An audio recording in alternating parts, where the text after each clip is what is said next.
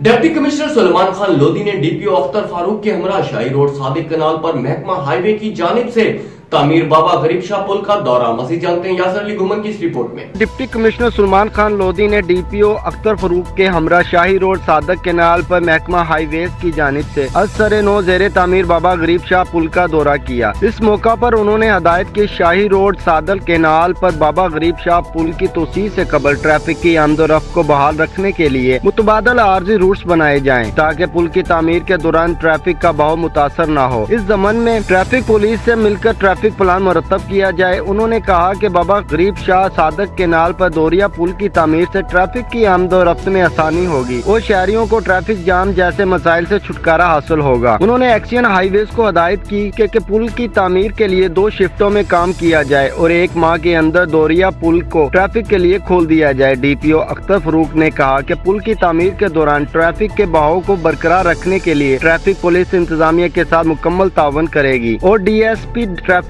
को हदायत कर दी कि वो इस ज़मन में एक मुकम्मल ट्रैफिक प्लान मुरतब करें और मुस्तकिल बुनियादों ट्रैफिक पुलिस एहलकारों की ड्यूटियां तस्वीर की जाएं ताकि शहरियों को परेशानी का सामना न करना पड़े। इस मौका पर assistant commissioner Sarmad Ali Bhakar, deputy director development Talib Hussain Randhawa, XEN highway Shafiq Ahmed समेत दीगर मुतलका हुक्काम भी हमरा मौजूद थे। कैमरामैन अली सादक के साथ यासर अली घुमन, राज न्यूज़, रहीम यार खान।